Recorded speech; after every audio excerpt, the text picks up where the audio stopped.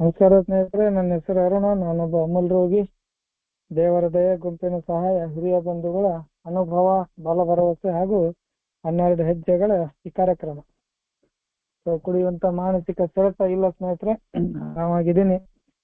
ನಾವು ಶನಿ ಶುಕ್ರವಾರ 12 ಹೆಜ್ಜೆ ಮತ್ತು 12 ಪರಂಪರೆಗಳ ಬುಕ್ಕಿನ 75ನೇ ಪೇಜ್ 8ನೇ ಹೆಜ್ಜೆ ಬಗ್ಗೆ ಮಾತನಾಡ್ತಿದ್ವಿ. ನಮ್ಮನ್ನ ನಾವು ಇಂಥ ಸಮಯದಲ್ಲಿ ಗಟ್ಟಿಯಾಗಿ ಹಿಡ್ಕೋಬೇಕು ಅನ್ನುವಂಥದ್ದು.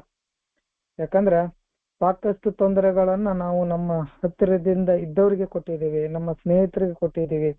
ಅವರ ಸಂಯಮವನ್ನ ನಾವು ಪರೀಕ್ಷೆ ಮಾಡಿದ್ದೀವಿ ಸಾಕಷ್ಟು ಸಲ. ಅವರ ತಾಳ್ಮೆಯನ್ನ ನಾವು ಪರೀಕ್ಷೆ ಮಾಡಿದ್ದೀವಿ. ಯಾವ ರೀತಿ ನಾವು ಕಾಟ ಕೊಟ್ಟಿದೀವಿ ಅಂದ್ರೆ, ನಮ್ಮ ಹತ್ತಿರ ಇದ್ದವ್ರಿಗೆ ಯಾರೋ ಬೇರೆಯವ್ರು ಯಾರಾಗಿದ್ರೆ ಎಷ್ಟೋ ದಿವಸ ಆಗ್ತಿತ್ತು ಬಿಟ್ಟು ಹೋಗ್ಲಿಕ್ಕೆ. ಬಟ್ ಆದ್ರೂ ಕೂಡ ನಮ್ಮನ್ನ ತಡ್ಕೊಂಡ್ರು. ಅದಾದ ನಂತರ ನಮ್ಗೆ ಯಾರು ಮೊದಲಿನಿಂದ ಸ್ವಲ್ಪ ಮಟ್ಟಿಗೆ ಆಗ್ಬಾರ್ದಿಲ್ಲ, ಅವ್ರು ನಮ್ಮನ್ನ ಬಹಳ ಕೀಳವಾಗಿನೂ ಕೂಡ ನೋಡಿದ್ರು. ಸೊ ಹಿಂಗಾಗಿ ಸಾಕಷ್ಟು ತೊಂದರೆಗಳನ್ನ ಅನುಭವಿಸಿವಿ, ಮತ್ತೊಬ್ಬರ ತಪ್ಪುಗಳನ್ನ ಎತ್ತಿ ಎತ್ತಿ ಹಿಡಿದು ತೋರಿಸಿದೀವಿ. ಸೊ ಇವಾಗ ನಾವು ಕ್ಷಮೆ ಕೇಳಕ್ ಹೊರಟಿವಿ. ಕ್ಷಮೆ ಕೇಳಬೇಕಾಗಿದೆ. ಕ್ಷಮೆ ಕೇಳಿ ಇವುಗಳನ್ನೆಲ್ಲ, ಈ ಸಂಬಂಧಗಳನ್ನ ತಿದ್ದುಪಡಿ ಮಾಡ್ಕೋಬೇಕು ಅನ್ನುವಂಥದ್ದು ಅಥವಾ ಸರಿಪಡಿಸ್ಕೋಬೇಕು ಅನ್ನುವಂಥ ಯೋಚನೆ ಇಟ್ಟುಕೊಂಡು ನಾವೀಗ ಕ್ಷಮೆ ಕೇಳುವವರಾಗಿದ್ದೀವಿ. ಸೊ ಅದರ ಪ್ರಾರಂಭವನ್ನ ನಾವು ಹೇಗೆ ಮಾಡಬೇಕು? ನಾವು ಕ್ಷಮೆ ಕೇಳುವುದಕ್ಕಿಂತ ಮುಂಚೆ ನಾವು ಎಲ್ಲರನ್ನು ಕ್ಷಮಿಸುವ ಮೂಲಕ ನಾವು ಈ ಕಾರ್ಯಕ್ರಮವನ್ನ ಸ್ಟಾರ್ಟ್ ಮಾಡಬೇಕು ಅಂತ ಹೇಳ್ತಾರೆ. ಎಲ್ಲರನ್ನ ಕ್ಷಮಿಸ್ಲಿಕ್ಕೆ ನಾವು ರೆಡಿ ಆದಾಗ ಮಾತ್ರ ನಾವು ಏನಾದ್ರು ಕ್ಷಮೆ ಕೇಳಿದ್ರೆ ನಮಗ್ ಕ್ಷಮೆ ಸಿಗುತ್ತದೆ ಅನ್ನುವಂಥ ಮಾತನ್ನ ಹೇಳ್ತಾರೆ. ಸೊ ಇಲ್ಲಿ ಮುಂದೆ ಏನಾಗ್ತದೆ ನೋಡೋಣ. ನಾವು ಕೂಡ ಇಲ್ಲಿ ಸ್ಕ್ರೀನ್ ಶೇರ್ ಮಾಡ್ತೀವಿ. ದಯವಿಟ್ಟು ನಮ್ಮ ಪ್ರಶಾಂತ ಧಾಮದ ಸ್ನೇಹಿತರು ಓದ್ತಾರೆ. ಕೊನೆಯ ಪ್ಯಾರ ನಿಂತೀರಿ, ಅಲ್ಲಿಂದ ಓದ್ಲಿಕ್ಕೆ ಪ್ರಯತ್ನ ಮಾಡಿ. ಹಿಂದಿನಿಂದ ದಯವಿಟ್ಟು ಹರಿಯನ್ ಸರ್ ಸ್ವಲ್ಪ ಅನ್ಮ್ಯೂಟ್ ಮಾಡಿ. Okay sir.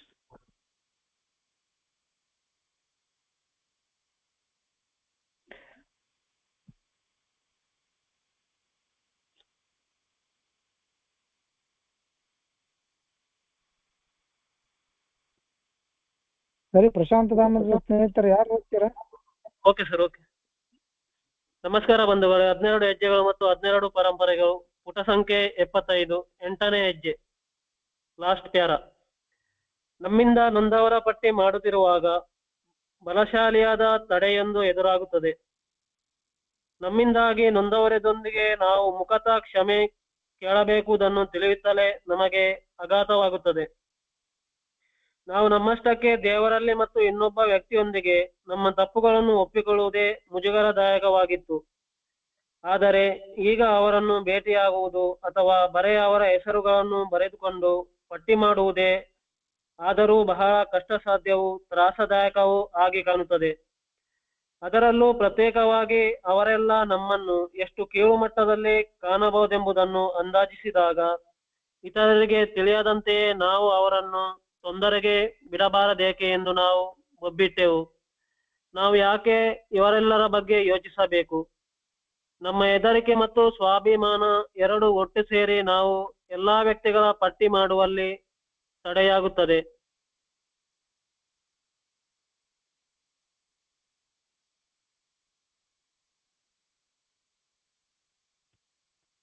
Okay, thank you sir.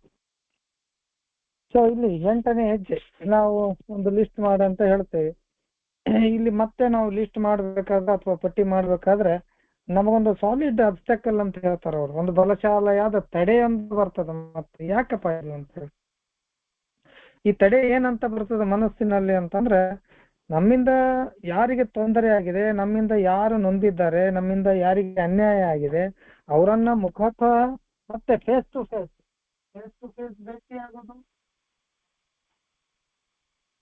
Face to face ಅಥವಾ ಮುಖತಃ ಭೇಟಿಯಾಗೋದು, ಅದರ ಜೊತೆಗೆ ಕ್ಷಮೆ ಕೇಳೋದು.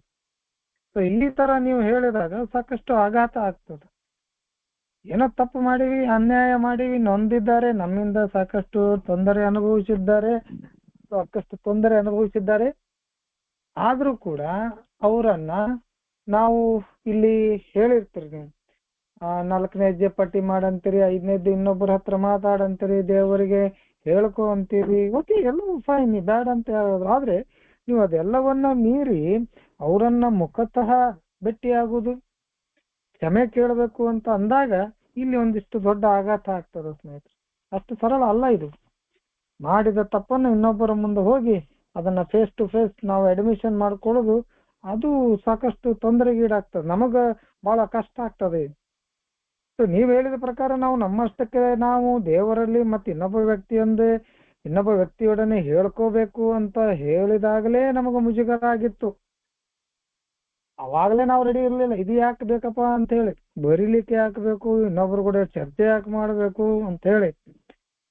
ಅದೆಲ್ಲವನ್ನ ಆದ ಮೇಲೂ ಕೂಡ ನಾವು ಏನೋ ಮಾಡೀವಿ, ಅದೆಲ್ಲವೂ ಆದ ನಂತರ ಈಗ ನೀವು ಹೋಗಿ ಅವರನ್ನ ಭೇಟಿಯಾಗಿ ಮುಖತಃ ಅಥವಾ ಪರಸ್ಪರ ಎದರ ಬದರ ನಿಂತು ಮಾಡಿದ ತಪ್ಪನ್ನ ಹೇಳಿಕೊಂಡು ಕ್ಷಮೆ ಕೇಳು ಅಂತಂದ್ರೆ ಅದು ಯಾರಿಗೆ ಸಾಧ್ಯ ಆಗ್ತದೆ?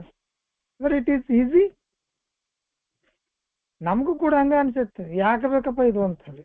ನಾನು ಕೂಡ ಏನು ಅಷ್ಟು ಬೇಗನೆ ಇದನ್ನು ಒಪ್ಕೊಂಡಿರ್ಲಿಲ್ಲ. ಯಪ್ಪ ಬೇಡಪ್ಪ, ಇದೆಲ್ಲ ಏನೋ ಒಂದು ಮರ್ಯಾದೆ ಸ್ವಲ್ಪ ಉಳ್ದದ, ಅಲ್ಪ ಸ್ವಲ್ಪ ಮರ್ಯಾದೆ ಉಳ್ದದ, ಅದನ್ನ ಬಿಟ್ಟು ಮತ್ ಹೋಗಿ ಅವ್ರ ಎದುರಿಗೆ ನಿಂತು ಇದೆಲ್ಲವನ್ನ ಹೇಳಿದಾಗ ನಮ್ಮನ್ನ ನೋಡು ರೀತಿ ಏನಾಗ್ತದ. ಈಗ ಮೊನ್ನೆ ಒಂದು ಕ್ವಶನ್ ಬಂದಿತ್ತು ನಮ್ಮ ಸರ್ ಪ್ರಕಾಶ್ ಸರ್, ಅದೇ ಪ್ಯಾರಾದಲ್ಲಿ ಇಲ್ಲೇ ಏನು ಅದ್ರ ಬಗ್ಗೆ ಕೊಟ್ಟಿದ್ದಾರೆ, ಇದ್ರ ಬಗ್ಗೆನೇ ಕೊಟ್ಟಿದ್ದಾರೆ. ಅಲ್ಲಿ ಬರೀತಾರ ಅವರು, ಈ ಹೆಸರು ಬರ್ಕೊಳ್ಳೋದು ಪಟ್ಟಿ ಮಾಡೋದ ನಮಗ್ ತ್ರಾಸದಾಯಕ ಆಗಿತ್ತು, ಅಂತದ್ರಾಗ ನೀವು ಅದ್ರಲ್ಲಿ ಪ್ರತ್ಯೇಕವಾಗಿ ಅವರಲ್ಲೇ ಭೇಟಿಯಾಗಿ ಕ್ಷಮೆ ಕೇಳಂತಂದಾಗ ಅವರೆಲ್ಲ ನಮ್ಮನ್ನು ಎಷ್ಟು ಕೀಳು ಮಟ್ಟದಲ್ಲಿ ನೋಡಬಹುದು ಅಂತ ಅಂದಾಜಿಸ್ತಾ ಮನಸ್ಸು. ಸ್ವಲ್ಪ ನಮ್ಮ ಬಗ್ಗೆ ಏನ್ ತಿಳ್ಕೊಂಡಾರ, ಏನೋ ಸಂಬಂಧಗಳು ಸುಮ್ಮನೆ ಹೊರಟಾವು, ಅದೆಲ್ಲವೂ ಬಿಟ್ಟು ಇದೆಲ್ಲವೂ ಮಾಡಿದ್ದೆಲ್ಲವನ್ನ ಅವ್ರ ಮುಂದೆ ಹೋಗಿ ತೆಗೆದಿಟ್ರ ನಮ್ಮನ್ನ ಯಾವ ರೀತಿ ನೋಡ್ತಾರೆ ಅವರು ಅನ್ನುವಂಥದ್ದು ತಲೆಯಾಗಿ ಬರ್ತದ. ಮನೆ ಕೇಳಿದ್ರು ಸರ್, ಸುಮ್ಮನೆ ಆರಾಮಾಗಿ ಹೊಂಟದ, ಅವ್ರು ಕೂಡ ನಾವು ಚೆನ್ನಾಗೇ ಅದೀವಿ, ಅದೆಲ್ಲವನ್ನು ಬಿಟ್ಟು ಹಿಂದೆ ಮಾಡಿದ್ದನ್ನ ತೆರೆದಿಡೋದ ಅವಶ್ಯಕತೆ ಏನದ? ಇತರರಿಗೆ ತಿಳಿಯದಂತೆಯೇ ನಾವು ಅವರನ್ನು ತೊಂದರೆಗೆ ಬಿಡಬಾರ್ದೇಕೆ? ಸುಮ್ಮನೆ ಬಿಡ್ಬೇಕು ಯಾಕೆ? ಇದೆಲ್ಲ ಯಾಕೆ ನಮಗ್ ಬೇಕು? ಸೊ ನಮ್ಮ ಹೆದರಿಕೆ, ನಮ್ಮ ಸ್ವಾಭಿಮಾನ ಎರಡೂ ಒಟ್ಟನ್ನು ಸೇರಿ ಈ ಎಲ್ಲಾ ವ್ಯಕ್ತಿಗಳ ಪಟ್ಟಿ ಮಾಡುವುದರಲ್ಲಿ ನಮಗೆ ಸಾಕಷ್ಟು ತಡೆ ಉಂಟಾಗ್ತದ, ಬೇಡ ಅಂತ ಹೇಳಿಸ್ತದ, ಮನಸ್ಸು ಒಪ್ಪುವುದಿಲ್ಲ. ಹೋಗಿದ್ದು ಹೋಗೈತಿ, ಅಲ್ಲಿ ಹೇಳ್ತಾರ ಶುಡ್ ನಾಟ್ ಬೈಗಾನ್ಸ್ ಬಿಟ್ಟು ಹೋಗಿದ್ದಾಗೈತಿ, ಹೋಗೈತಿ ಬಿಟ್ಟು ಬಿಡ್ಬೇಕು, ಅದನ್ನ ಕೆದಕಿ ತೆಗೆದ್ರಾಗ ಅರ್ಥ ಏನದ ಅನ್ನುವಂಥ ಮಾತನ್ನ ಇಲ್ಲಿ ಕೂಡ ಹೇಳ್ತಾರ. ಯಾಕಂದ್ರೆ ನಮ್ಮ ಕೈಲಿ ಆಗುದಿಲ್ಲ, ಇದನ್ನ ಮಾಡ್ಲಿಕ್ಕೆ ಆಗುದಿಲ್ಲ, ಹೆದರಿಕೆ ಬರ್ತದ. ಅದ್ರ ಮುಂದೆ ಅದಕ್ಕೆ ಪರಿಹಾರ ಕೊಡ್ತಾನ ಆ ಮಾತು ಬೇರೆ. ಬಟ್ ಈ 8ನೇ ಹೆಜ್ಜೆಯನ್ನ ಪಟ್ಟಿ ಮಾಡಿ ಮುಖತಃ ಅವರು ಎದುರಿಗೆ ನಿಂತು ಕ್ಷಮೆ ಕೇಳು ಅಂತ ಹೇಳಿದಾಗ ನಮಗ್ ಬಹಳ ಮುಜುಗರಕ್ಕಿಂತ ಹೆಚ್ಚಾಗಿ ಆಘಾತ. ಹೆಂಗ್ ಹೋಗುದು ಅವ್ರ ಮುಂದ? ಮಾಡಿದ ತಪ್ಪನ್ನು ಒಪ್ಪಿಕೊಳ್ಳೋದು ಹೆಂಗ? ನಾನು ಇಂಥ ಮನುಷ್ಯ, ನಾನು ನಿನಗೆ ಹಿಂಗ ಅನ್ಯಾಯ ಮಾಡಿದ್ದೀನಿ ಅಂತ ಹೇಳುದಾದ್ರೆ ಹೆಂಗ? ಹೇಳಿದ್ಮ್ಯಾಗ ನನ್ನನ್ನು ಅವ್ರು ಏನಂತ ತಿಳ್ಕೊತಾರ, ನನ್ನನ್ನು ಅವ್ರು ಯಾವ ರೀತಿ ನೋಡ್ತಾರ? ಇವೆಲ್ಲ ಅಂದಾಜು ಮನಸ್ಸಿನಲ್ಲೇ ಬರಕ್ ಚಾಲು ಆಗಿಬಿಡ್ತಾವ. ಮನಸ್ಸಿನಲ್ಲಿ ಬರಕ್ ಚಾಲು ಆದಗಳು ಏನಾಗ್ತದ, ಯಾಕೆ ಬೇಕಪ್ಪ ಇದೆಲ್ಲ ಅಂತ ಬಹಳ ಮುಜುಗರ ಆಗ್ತದ ಸ್ನೇಹಿತರೆ. ನಮಗ ಹಂಗ ಅನಿಸ್ತದ, ಈ ಹೆಜ್ಜೆಗಳು ಬಹಳ ಸರಳ, ಆರಾಮಾಗಿ ಮಾಡಬಹುದು ಅಂತ ಹೇಳಿ ಅನಿಸ್ತದ. ಬಟ್ ಯಾವಾಗ ಫೇಸ್ ಟು ಫೇಸ್ ಒಬ್ಬ ವ್ಯಕ್ತಿಯೊಡನೆ ನಿಂತು ಮಾಡಿದ ತಪ್ಪನ್ನು ಒಪ್ಪಿಕೊಂಡು ಕ್ಷಮೆ ಕೇಳಿ ಆ ರಿಲೇಷನ್ ಅನ್ನ ಉಳಿಸ್ಕೊಳ್ಳೋದು, ಕ್ಷಮೆ ಸಿಗ್ತದ ಬಿಡ್ತದ ಸೆಕೆಂಡರಿ, ಆದ್ರೆ ಆ ಸಂಬಂಧ ಉಳಿತದ ಇಲ್ಲ ಅನ್ನುವಂಥದ್ದೇ ಭರವಸೆ ಇರುವುದಿಲ್ಲ. ಸೊ ಅದನ್ನ ನೀವು ಮಾಡು ಅಂತಂದಾಗ ನಮಗೆ ಸಾಕಷ್ಟು ಆಘಾತ ಆಗ್ತದ ಅನ್ನುವಂಥದ್ದನ್ನ ಅವ್ರು ಇಲ್ಲಿ ಬರೀತಾರೆ. ಸೊ ಮುಂದೆ ಏನಾಗ್ತದ ಅದನ್ನ ಓದಿ ಸರ್ ಪ್ಲೀಸ್. ಆದರೆ ನಮ್ಮಲ್ಲಿ ಹಲವಾರು ಬೇರೆ ಒಂದು ತಡೆಯನ್ನು ಎದುರಿಸಬೇಕಾಗುತ್ತದೆ. ನಾವು ಕುಡಿಯುತ್ತಿದ್ದಾಗ ಸ್ವಂತಕ್ಕೆ ಹೊರತು ಇತರ ಯಾರಿಗೂ ನಾವು ಕೊಲಿಸಿರಲಿಲ್ಲ ಎನ್ನುವ ವಾದವನ್ನು ಮುಂದಿಡುತ್ತೇವೆ. ನಮ್ಮ ಕುಟುಂಬಗಳಿಗೆ ತೊಂದರೆಯಾಗಲಿಲ್ಲ, ಏಕೆಂದರೆ ನಾವು ಕುಟುಂಬದ ಅಗತ್ಯಗಳಿಗೆ ಗಮನ ಕೊಟ್ಟೆವು, ಅಲ್ಲದೆ ಯಾವತ್ತೂ ಮನೆಯಲ್ಲಿ ಕುಡಿಯಲಿಲ್ಲ. ನಮ್ಮ ವ್ಯಾವಹಾರಿಕ ಒಡನಾಡಿನಾಗಲು ತೊಂದರೆಗಳಾಗಲಿಲ್ಲ, ಏಕೆಂದರೆ ನಾವು ವ್ಯಾವಹಾರಿಕ ವಿಷಯಗಳಲ್ಲಿ ಕ್ಲಪ್ತವಾಗಿದ್ದೆವು. ನಮ್ಮ ಹೆಸರು ಹಾಳಾಗಲಿಲ್ಲ, ಯಾಕೆಂದರೆ ನಮ್ಮ ಕುಡಿತವು ಬಹಳ ಸ್ವಲ್ಪ ಮಂದಿಗಷ್ಟೇ ತಿಳಿದಿತ್ತು ಮತ್ತು ಅವರು ನಮಗೆ ಹೇಳುತ್ತಿದ್ದರು, ಕುಶಾಲುತನಕ್ಕೆ ಸ್ವಲ್ಪ ಕುಡಿತದ ಆಧಾರ ತೆಗೆದುಕೊಳ್ಳುವುದು ಒಳ್ಳೆ ಮನುಷ್ಯನ ತೊಂದರೆ ಎಂದು. ಹಾಗಿರುವಾಗ ನಾವು ಮಾಡಿದ ನಿಜವಾದ ನಷ್ಟವಾದರೂ ಏನು? ಕೆಲವೇ ಸಣ್ಣ ಕ್ಷಮಾಪಣೆಗಳೊಂದಿಗೆ ಸರಿಪಡಿಸಲಾಗದ ಮಹಾಪರಾಧ ಏನು ತಾವು ಮಾಡಿಲ್ಲ ಎಂಬುದಾಗಿ. ಎಸ್, ನಮ್ಮಲ್ಲಿ ಅಥವಾ ನಮ್ಮಲ್ಲಿ ಹಲವಾರು ಜನರಿಗೆ ಇನ್ಕ್ಲೂಡಿಂಗ್ ಮೀ ಅಂತ ಇಟ್ಕೊಳ್ಳಿ, ನಮಗೂ ನನ್ನನ್ನು ಸೇರಿ ಅಂತ ಇಟ್ಕೊಳ್ಳೋ, ಒಂದು ಅಬ್ಸ್ಟ್ಯಾಕಲ್ ಬರ್ತದೆ, ಒಂದು ತಡೆ ಬರ್ತದೆ. ನಾವು ಕುಡಿಯುತ್ತಿದ್ದ ನಮ್ಮಷ್ಟಕ್ಕೆ ನಾವು ಹೇಳ್ತೀವಿ, ಸಮರ್ಥನೆ ಮಾಡ್ತೀವಿ. ಕುಡಿದಾಗ ಮಾತ್ರ ನಾವು ನಮ್ಮಷ್ಟಕ್ಕೆ ನಾವು ಹಾನಿ ಮಾಡ್ಕೊಂಡಿವಿ, ನಮ್ಮ ಜೀವನವನ್ನು ನಾವು ಹಾಳು ಮಾಡ್ಕೊಂಡಿವಿ.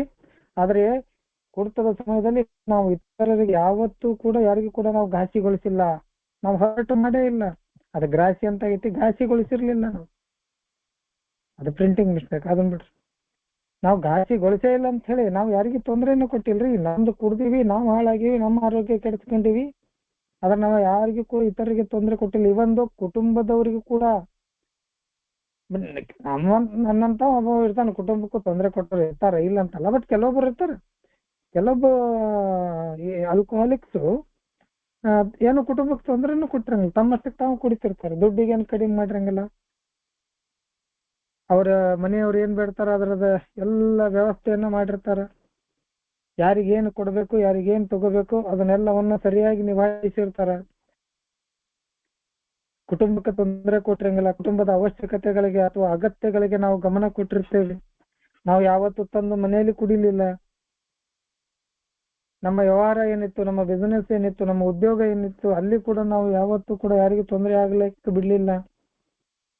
ವ್ಯವಹಾರಿಕ ವಿಷಯಗಳಲ್ಲಿ ನಾವು ಅತ್ಯಂತ ಕರೆಕ್ಟ್ ಆಗಿದ್ವಿ. ಕೊಡ್ತಿದ್ವಿ, ತಗೊಳ್ತಿದ್ವಿ, ಸರಿಯಾಗಿ ಬಿಸ್ನೆಸ್ ಮಾಡ್ತಿದ್ವಿ, ಯಾರಿಗೆ ಮೋಸ ಮಾಡ್ತಿರ್ಲಿಲ್ಲ, ನಮ್ಮ ಹೆಸರು ಹಾಳು ಮಾಡ್ಕೊಂಡಿರ್ಲಿಲ್ಲ.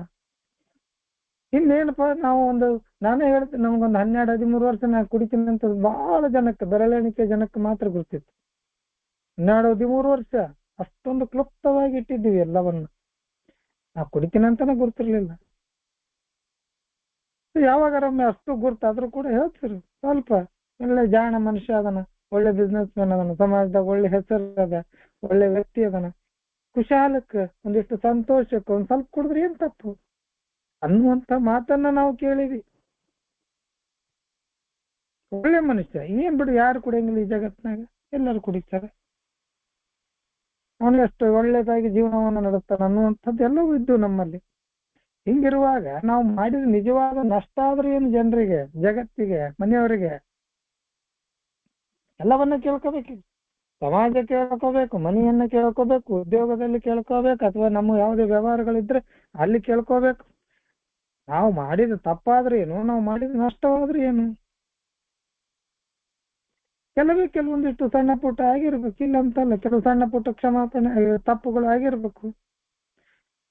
ಸಣ್ಣ ಪುಟ್ಟ ನಾನು ತಪ್ಪು ಮಾಡಿದ್ರಿಂದ ಏನ್ ದೊಡ್ಡ ಮಹಾಪರಾಧಗಳನ್ನು ನಾನು ನನ್ನ ಜೀವನದಲ್ಲಿ ಮಾಡಿಲ್ಲ.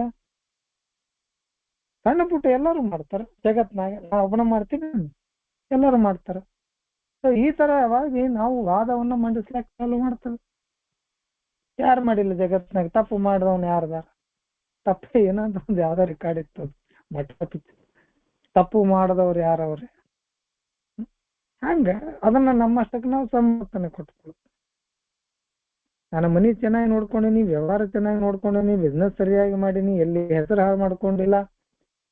ನನ್ನಷ್ಟಕ್ಕೆ ನಾನು ಮನೆಯಲ್ಲಿ ಅಥವಾ ಹೊರಗಡೆ ಸಮಾಜದಲ್ಲಿ ನನ್ನ ಏನು ವ್ಯಕ್ತಿತ್ವ ಇತ್ತು, ನನ್ನ ಏನು ಅಂತಸ್ತಿತ್ತು, ನನ್ನ ಏನು ಒಂದು ಮರ್ಯಾದೆ ಇತ್ತು, ಅದೆಲ್ಲವನ್ನ ನಾನು ಸರಿಯಾಗಿ ಕಾಪಾಡ್ಕೊಂಡು ಬಂದೀನಿ. ಕೆಲವು ಜನರಿಗೆ ಮಾತ್ರ ನಾನು ಕುಡಿದು ಗುರ್ತಿತ್ತು. ಏನೋ ಆಗಿರ್ಬೇಕು, ಸಣ್ಣ ಪುಟ್ಟ ಯಾವಾಗ ಒಂದೊಂದು ಹೆಚ್ಚು ಕಮ್ಮಿ ಆಗಿರ್ಬೇಕಿಲ್ಲ ಅಂತ ಹೇಳಂಗಿಲ್ಲ. ಅದನ್ನೇ ನಾನು ದೊಡ್ಡದಾಗಿ ಮಾಡಿ ಈಗ ಹೋಗಿ ಅವ್ರ ಮುಂದೆ ನಿಂದ್ರ ಅಂತಂದ್ರೆ ಹೇಗೆ? ಸೊ ಎಲ್ಲ ಕ್ವಶನ್ಗಳು ನಮ್ಮ ಮುಂದೆ ಬರ್ತಾವ. ಸೊ ಈ ರೀತಿ ಆದ ನಂತರ ಏನಾಗ್ತದ ಅನ್ನುವಂಥದ್ದು ಓದಿ ಸರ್ ಪ್ಲೀಸ್.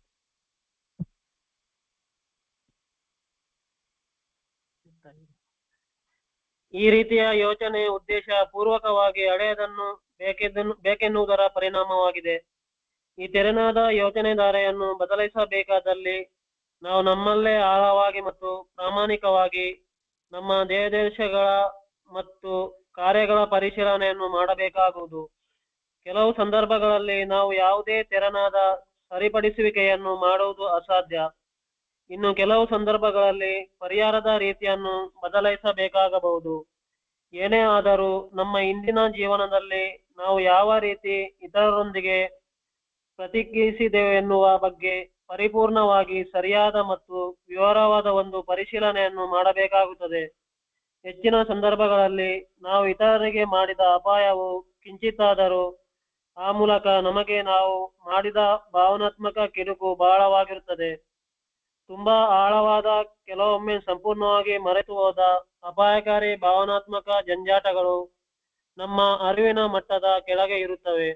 ಅವುಗಳು ನಮ್ಮ ಭಾವನೆಗಳಿಗೆ ಕ್ರೂರ ತಿರುವುಗಳನ್ನು ನೀಡಿ ನಮ್ಮ ವ್ಯಕ್ತಿತ್ವವನ್ನು, ಜೀವನವನ್ನು ಅವನತಿಯತ್ತ ಕೊಂಡೊಯ್ದಿರಬಹುದು.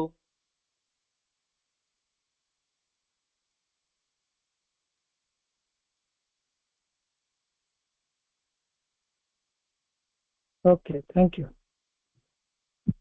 ಈ ತರನಾದ ಅಟಿಟ್ಯೂಡ್ ಅಥವಾ ಈ ತರದ ಉದ್ದೇಶ ಯಾಕೆ ಕೇಳಬೇಕು? ಸಣ್ಣ ಪುಟ್ಟ ತಪ್ಪುಗಳಿಗೆ ಯಾರು ಮಾಡಿಲ್ಲ, ಇದರಿಂದ ಏನಾಗ್ತದ, ನನ್ನಿಂದ ಏನ್ ದೊಡ್ಡ ಮಹಾಪರಾಧ ಆಗೈತಿ, ನಾನು ಯಾರಿಗೆ ತೊಂದರೆ ಕೊಟ್ಟಿಲ್ಲ. ಸೊ ಈ ರೀತಿಯ ಒಂದು ಅಟಿಟ್ಯೂಡ್ ಅಥವಾ ಈ ರೀತಿ ನಾವು ಯೋಚನೆ ಏನದ ಬಂತಪ್ಪ ಅಂತಂದ್ರ ಉದ್ದೇಶಪೂರ್ವಕವಾಗಿ ಹಳೆಯದನ್ನ ಬೇಕೆನ್ನುವುದರ ಪರಿಣಾಮವಾಗಿದೆ ಅಂತ. Purposeful forgetting. This attitude, of course, is the end result of purposeful forgetting ಅಂತ ಹೇಳ್ತಾರೆ. ಬೇಕಂತಾನೆ ಮಾಡ್ತಾ ಇದ್ದೀನಿ, ಹಳೆಯದೆಲ್ಲವನ್ನ ಯಾಕೆ ಕೆದಕುದು, ಬೇಕಂತಾನೆ ನಾನು ಇವುಗಳನ್ನ ಮರೀಲಿಕ್ಕೆ ಪ್ರಯತ್ನ ಮಾಡ್ತೀನಿ. ಈ ತೆರನಾದ ಯೋಚನೆ ಅಥವಾ ಈ ತೆರನಾದ ಅಟಿಟ್ಯೂಡ್ ಅನ್ನ ಬದಲಿಸಬೇಕಾದಲ್ಲಿ ನಾವು ನಮ್ಮಲ್ಲಿ ಆಳವಾಗಿ ಮತ್ತು ಪ್ರಾಮಾಣಿಕವಾಗಿ ನಮ್ಮ ಉದ್ದೇಶಗಳನ್ನ ನಾವು ಏನು ಮಾಡಲಿಕ್ಕೆ ಹೊರಟಿದ್ದೀವಿ ಅನ್ನುವಂಥದ್ರ ಉದ್ದೇಶಗಳನ್ನ ಮತ್ತೆ ನಾವು ಮಾಡುವಂತ ಕೆಲಸವನ್ನ ಪರಿಶೀಲನೆ ಮಾಡ್ಬೇಕಾಗ್ತದ. It is an attitude which can only be changed by deep and honest search ಅಂತ ಹೇಳ್ತಾರ. Deep and honest search of our motives and actions. ನಾನು ಯಾವ ರೀತಿ ಯೋಚನೆಯಿಂದಾಗಿ ಎಲ್ಲ ಕಾರ್ಯಗಳನ್ನ ಮಾಡಿದೆ, ನನ್ನ ಉದ್ದೇಶಗಳೇನಿತ್ತು, ಆ ಉದ್ದೇಶ ಮಾಡುವಂತ ಉದ್ದೇಶ ಏನಿತ್ತು, ಯಾರಿಗಾದ್ರೂ ಕೆಡಕು ಮಾಡ್ಬೇಕಾದ್ರೆ, ಯಾರಿಗಾದ್ರೂ ಅನ್ಯಾಯ ಮಾಡ್ಬೇಕಾದ್ರೆ, ಯಾರಿಗಾದ್ರೂ ತೊಂದರೆ ಕೊಡ್ಬೇಕಾದ್ರೆ, ಯಾರ ಬಗ್ಗೆ ಆದ್ರೆ ಮಾತನಾಡ್ಬೇಕಾದ್ರೆ ಬಾಯಿ ಮಾತಲ್ಲ ಇಂಪಾರ್ಟೆಂಟು, ಹೊರಗಡೆ ಹೋದಂತ ಮಾತು ಇಂಪಾರ್ಟೆಂಟ್ ಅಲ್ಲ, ಅದರ ಹಿಂದಿನ ಉದ್ದೇಶ ಏನಿತ್ತು, ಮೋಟಿವ್ ಏನಿತ್ತು. ಸುಮ್ನೆ ಒಂದು ಉದಾಹರಣೆ ಹೇಳ್ಬೇಕಂತ ಹೊಡಿದ್ರ ಹಿಂದೆ ಒಂದು ಉದ್ದೇಶ ಏನಿತ್ತು, ಅವನ ದೈಹಿಕವಾಗಿ ನಾನು ಅವನನ್ನ ಮುಗಿಸಬೇಕಾಗಿತ್ತ, ಮಾನಸಿಕವಾಗಿ ಮುಗಿಸ್ಬೇಕಾಗಿತ್ತ, ಅಥವಾ ಜೀವ ಸಹಿತವಾಗಿ ಮುಗಿಸಬೇಕಾಗಿತ್ತ ಅನ್ನುವಂತ ಮೋಟಿವ್. ಅದಕ್ಕೆ ಕಾರಣ ಏನು? ಮೋಟಿವ್ ಅಂದ್ರೆ ಕಾರಣ. ಯಾವ ಕಾರಣದಿಂದಾಗಿ ನಾನು ಇವೆಲ್ಲವನ್ನ ಮಾಡಿದೆ ಅನ್ನುವಂಥದ್ದನ್ನ ನಾವು ನಮ್ಮಲ್ಲೇ ಆಳವಾಗಿ ಮತ್ತು ಪ್ರಾಮಾಣಿಕವಾಗಿ, ಅದು ಎಷ್ಟೇ ಕೆಟ್ಟ ಕೆಲಸ ನಾನು ಮಾಡಿರ್ಲಿ ಅದಕ್ಕೆ ಕ್ಷಮೆ ಸಿಗ್ತದಂತ ಹೇಳಿ ಆಲ್ರೆಡಿ ಪ್ರೂವ್ ಆಗಿದೆ. ನಮಗೆ ಆಲ್ರೆಡಿ ಪ್ರೂವ್ ಆಗಿದೆ. ಇಲ್ಲಿ ಕ್ಷಮೆ ಸಿಕ್ಕ ನಂತರನೇ ನಾವು ಇಲ್ಲಿ ಬಂದು ಕೂತಿದ್ದೀವಿ. ಆ ಕ್ಷಮೆ ಸಿಕ್ಕಂದ್ರೆ ನಾವು ಈ ಹೆಜ್ಜೆಗಳನ್ನ ಅನುಸರಿಸಿಕೊಂಡು ಹೋಗ್ಲಿಕ್ಕೆ ರೆಡಿ ಆಗ್ತಾ ಇದ್ದೀವಿ. ಒಂದು ದೊಡ್ಡ ವಿಷಯಕ್ಕನೇ ಕ್ಷಮೆ ಸಿಕ್ಕು ಈ ದೇವರು ಇನ್ನೊಂದು ಅವಕಾಶವನ್ನ ಇಲ್ಲಿ ಕೊಟ್ಟು ನಮ್ಮನ್ನ ತಂದು ಕುಂದಿರ್ಸಿದಾಗ, ಇಲ್ಲಿ ಬಂದ ನಂತರ ನಾವು ಮಾಡಿದಂತ ಬಹಳಷ್ಟು ಅಪರಾಧಗಳನ್ನ ಅವನು ಕ್ಷಮಿಸ್ತಾನ ಅನ್ನುವಂಥದ್ದು ಮೊದಲು ತಲೆಯಾಗಿರ್ಬೇಕು. ಅದಕ್ಕೆ ಅವ್ರು ಬಹಳ ಹೇಳ್ತಾರ, ನಮ್ಮ ಇಂಥ ಯೋಚನೆಗಳನ್ನ ನಾವು ಬದಲಿಸಬೇಕಾದಲ್ಲಿ ನಮ್ಮಷ್ಟಕ್ಕೆ ನಾವು ಡೀಪ್ ಆಗಿ ಅಂದ್ರೆ ಆಳವಾಗಿ, ಪ್ರಾಮಾಣಿಕವಾಗಿ ಅಂದ್ರೆ ಹಾನೆಸ್ಟಿ. ಸೊ ನಮ್ಮ ಏನು ಪರ್ಪೋಸ್ ಇದ್ದು, ನಮ್ಮ ಏನು ಉದ್ದೇಶ ಇದ್ದು ಅವುಗಳನ್ನ ನಾನು ಪರಿಶೀಲನೆ ಮಾಡಬೇಕು. ಯಾವ ಕಾರಣಕ್ಕಾಗಿ ನಾನು ಇವುಗಳನ್ನೆಲ್ಲವನ್ನ ಮಾಡಿದೆ ಅನ್ನುವಂಥದ್ದನ್ನ ಇಂಪಾರ್ಟೆಂಟ್. ಹೊರತಾಗಿ ಮಾಡಿದ ಕಾರ್ಯದ ಬಗ್ಗೆ ನಾವು ಯೋಚನೆ ಮಾಡ್ತಾ ಇಲ್ಲ. ಆಗಿ ಹೋಗೈತೆ, ಅದು ಆಕ್ಷನ್ ಆಲ್ರೆಡಿ ಡನ್, ಅದು ಹೋಗಿದೆ, ಮಾಡೈತಿ, ನಾವು ಆಕ್ಷನ್ ಮಾಡೀವಿ. ಅದರಿಂದ ಯಾರು ನೊಂದಾರೋ, ನೋವು ಅನುಭವಿಸ್ಯಾರ, ಕಷ್ಟ ಅನುಭವಿಸ್ಯಾರ, ಅದೆಲ್ಲವೂ ಆಗಿ ಹೋಗ್ಯದ. ಈಗ ಅದು ಎಲ್ಲವೂ ಏನಂತ ಹೇಳ್ತೀವಿ ನಾವು, ಏನು ಭೂತಕಾಲ, ಅದು ಫಾಸ್ಟ್, ಅದು ಆಗಿದೆ ಈಗ. ಆದರೆ ಆದಂತಹ ಸನ್ನಿವೇಶಗಳಿಗೆ, ಆದಂತಹ ಪರಿಸ್ಥಿತಿಗಳಿಗೆ ಅಥವಾ ನಾವು ಮಾಡಿದ್ದಕ್ಕೆ ಕಾರಣ ಏನಿತ್ತು, ಯಾವ ಕಾರಣದಿಂದಾಗಿ ನಾವು ಅವುಗಳನ್ನ ಮಾಡಿದೀವಿ ಅನ್ನುವಂಥದ್ದನ್ನ ನಾವು ಇಲ್ಲಿ ಹುಡುಕಬೇಕಾಗಿದೆ ಸ್ನೇಹಿತರೆ. ಆಳವಾಗಿ ಅಂತ ಹೇಳ್ತಾರೆ. ಅದಕ್ಕೆ ಅವರು ಡೀಪ್ ಅಂಡ್ ಹಾನೆಸ್ಟ್ ಅಂತ ಹೇಳ್ತಾರೆ. ಕೆಲವೊಮ್ಮೆ ಈಗ ಸದ್ಯಕ್ಕೆ ಈ ಕೆಲವೊಂದಿಷ್ಟು ಸಂದರ್ಭಗಳು ಹೆಂಗಿರ್ತಾವಂದ್ರೆ ಈ ಮಾಡಿದ ತಪ್ಪನ್ನ ಸರಿಪಡಿಸೋದು ಸಾಧ್ಯನೇ ಇರಂಗಿಲ್ಲ. ಬಿಕಾಸ್ ಸಮಟೈಮ್ಸ್ ನಾವ್ ಯಾರಿಗೆ ನೋವು ಕೊಟ್ಟಿರ್ತೇವೆ ಅವ್ರು ಈ ಜಗತ್ನಾಗ ಇರುವುದಿಲ್ಲ, ಅಥವಾ ನಮ್ಮಿಂದ ಎಲ್ಲೋ ದೂರವಾಗಿ ಹೋಗ್ಬಿಟ್ಟಿರ್ತಾರ, ನಮ್ಮ ಕೈ ಸಿಗುದೇ ಇಲ್ಲ, ಅಷ್ಟು ದೂರ ಹೋಗಿರ್ತಾರ. ಕೆಲವೊಮ್ಮೆ ಎಂತೆಂತ ಕೆಡಕುಗಳನ್ನ ಮಾಡಿರ್ತೀವಿ ಅಂದ್ರೆ ಅದನ್ನ ಏನ ಕೊಟ್ಟು ನಮ್ ಕಡೆ ಹೇಳ್ತಾರ ಹನಿ ಕೊಯ್ದು ಮನಿ ಮಾಡಿದ್ರು ಕೂಡ ಅದು ಸರಿ ಆಗೋದಿಲ್ಲ. ಫಾಲ್ಟ್ ಆಸ್ ಹ್ಯಾಪನ್, ಏನ್ ಆಗಬೇಕಾಗಿತ್ತು ಅದು ಆಗಿ ಹೋಗೈತಿ, ಅದನ್ನ ಸರಿಪಡಿಸುವಂಥದ್ದು ಆಗೋದಿಲ್ಲ. ಕೆಲವೊಮ್ಮೆ ಅಂತಿಂತ ಸ್ಕ್ಯಾಮ್ಗಳನ್ನ ಮಾಡಿವ್ ನಾವು, ಇಡೀ ಬದುಕನ್ನ ಸವಿಸಿದ್ರು ಕೂಡ ಅವುಗಳನ್ನ ಸರಿ ಮಾಡ್ಸಕ್ ಆಗೋದಿಲ್ಲ ನನ್ನ ಕೈಲಿ. ಹೀಗಾಗಿದೆ ಸ್ನೇಹಿತರೆ. ಯಾವುದೋ ಒಂದು ಹಣದ ವ್ಯವಹಾರದಲ್ಲಿ ಎಲ್ಲ ಏನಂತಾರೆ ಬಿಸ್ನೆಸ್ ಇವು ನೆಟ್ವರ್ಕ್ ಮಾರ್ಕೆಟಿಂಗ್ಗಳಲ್ಲಿ ಯಾರ್ದು ಬಂದು ಹೇಳಿದ್ರು ಅಂತ ಹೇಳಿ ನಾವು ಕೂಡ ದೊಡ್ಡ ಸ್ಥಿಕ್ಕಿ ಮಾಡಿ ಒಂದು 100-150 ಜನರ ದುಡ್ಡನ್ನು ಹಾಕಿಸ್ಬಿಟ್ವಿ. ಸರಿ ಸುಮಾರು 25-30 ಲಕ್ಷ. ಇಡೀ ಜನ್ಮ ಪೂರ್ತಿ ದುಡ್ಡು ಕೊಡಕ್ಕಾಗಲ್ಲ, ಕಂಪನಿ ಮುಚ್ಕೊಂಡು ಹೋಯ್ತು, ಕಂಪನಿ ಕೇಸ್ ಆತ, ಏನೇನು ಅವುಗಳನ್ನ ಅಂತವು ನಮ್ಮಿಂದ ಆಗಿದ್ದು. ನಾನು ಹೋಗಿ ಹೇಳಿದಲ್ಲಿ ಅವ್ರು ಹಾಕಿದ್ರಲ್ಲ ಅನ್ನುವಂತ ಗಿಲ್ಟಿ ಫೀಲಿಂಗ್ ಇವತ್ತಿಗೂ ಕಾಡ್ತಾ ಇದೆ. ಇನ್ಫ್ಯಾಕ್ಟ್ 2010-11 ಕುಡ್ತಾ ಜಾಸ್ತಿ ಆಗಿತ್ತು. ಅದು ಕಾರಣ ಹೇಳ್ತೀನಿ ನಾನು ಅಷ್ಟೇ. ಬಟ್ ಸನ್ನಿವೇಶ ಕೆಲವೊಂದು ಇನ್ನೂ ತನಕ ಸರಿ ಮಾಡಕ್ ಆಗೋದಿಲ್ಲ. ಇವತ್ತಲ್ಲ, ನಾನು ಸಾಯಿ ತನಕನೂ ಅವುಗಳನ್ನು ಸರಿ ಮಾಡಕ್ ಆಗೋದಿಲ್ಲ. ಪಾಪ ದುಡ್ಡು ಕಳ್ಕೊಂಡು ಹೋಗ್ತು. ಯಾವತ್ತು ಕೇಳಿಲ್ಲ, ಯಾವತ್ತು ಇದು ಮಾಡ್ಲಿಲ್ಲ, ಆಯ್ತು ಬಿಡು ಅಂದ್ರು. ಸೊ ಇಂಥ ಸಂದರ್ಭದಲ್ಲಿ ನಾವು ಯಾವತ್ತು ಸರಿಯಾಗಿ ಅಥವಾ ಯಾವುದನ್ನ ನಾವು ಮಾಡಲು ಅಸಾಧ್ಯ ಅನ್ನಿಸ್ತದ ಅಂತ ಕೆಲವು ಸಂದರ್ಭಗಳಲ್ಲಿ ನಾವು ಅವುಗಳನ್ನ ಪರಿಹಾರದ ರೀತಿಯನ್ನ ಬದಲಿ ಮಾಡ್ಬೇಕಾಗ್ತದ. ಈಗ ನನ್ನಿಂದ ಯಾರು ನೋವು ಪಟ್ಟಾರ ಅವ್ರು ಯಾವುದೇ ಒಂದು ಸಂದರ್ಭದಲ್ಲಿ ನನ್ನ ಹತ್ರ ಬಂದ್ರೆ ಅಥವಾ ಅವ್ರಿಗೆ ಏನೋ ತೊಂದರೆ ಇದ್ದಾಗ ನನ್ನಿಂದ ಏನು ಸಹಾಯ ಆಗ್ತದ, ನನ್ನಿಂದ ಏನ್ ಕೆಲಸ ಆಗ್ತದ ಅದನ್ನ ಮಾಡೋದು, ಬೇರೆ ರೀತಿಯಿಂದ ಹೆಲ್ಪ್ ಮಾಡೋದು. ಬಿಕಾಸ್ ನನ್ನಿಂದ ಅವ್ರು ತೊಂದರೆ ಅನುಭವಿಸ್ಯಾರ ಈ ಮೊದಲು. ಬಟ್ ಇವತ್ತು ಅವ್ರು ಯಾವುದೋ ಒಂದು ಸನ್ನಿವೇಶದಲ್ಲಿ ಸಿಕ್ಕಾಕೊಂಡಾಗ ನನ್ನಿಂದ ಏನಾರ ಸಾಧ್ಯ ಆಗ್ತಿತ್ತಂದ್ರೆ 100% ನಾನು ಮಾಡ್ಲಿಕ್ಕೆ ಪ್ರಯತ್ನ ಮಾಡಬೇಕು. ಇನ್ನು ಕೆಲವು ಸಂದರ್ಭಗಳಲ್ಲಿ ಪರಿಹಾರದ ರೀತಿಯನ್ನು ಬದಲಿಸಬೇಕಾಗಬಹುದು ಅಂತ ಹೇಳ್ತಾರಲ್ಲ, ಇದೇ ಅದು ಪರಿಹಾರದ ರೀತಿಯನ್ನು ನಾನು ಎಂತಿರೋ ದುಡ್ಡು ಮಾಡ್ತಿದ್ದೆ. ನಾನು ಆಕಿ ಸ್ನಾನಕ್ಕೆ ಹೋದ್ರೆ ದುಡ್ಡು ತುಡುಗು ಮಾಡ್ತಿದ್ದೆ, ಕಳ್ತನ ಮಾಡ್ತಿದ್ದೆ. ಅವಳಿಗೆ ಒಂದ 500, 1000, 5000 ಎಷ್ಟೆಷ್ಟ ತಕೊಂಡಿ ನೆನಪಿಲ್ಲ, ಕೌಂಟೇ ಇಲ್ಲ. ಅದು ಇಲ್ಲ, ಈಗ ಲೆಕ್ಕ ಮಾಡೋದ್ರೆ ಹೆಂಗ್ ಮಾಡಕ್ಕಾಗತ್ತಿಲ್ಲ. ಬಟ್ ಅದ್ರ ಬದಲಿಗೆ ನಾನು ಏನ್ ಮಾಡ್ಬೇಕು, ಆ ತಪ್ಪನ್ನು ಒಪ್ಕೊಂಡ್ ಆಕಿ ಏನಂತ ಅದಕ್ಕೆ ಕೊಟ್ಟಿವಿ. ಇಷ್ಟಂತ ದುಡ್ಡು ಕೊಡ್ಲಿಲ್ಲ, ಬೇರೆ ವಿಚಾರ, ಬೇರೆ ಬಂಗಾರ ಕೂಡ ಅದು ಕೂಡ ಏನ್ರ ಕೊಟ್ಟಿವಿ.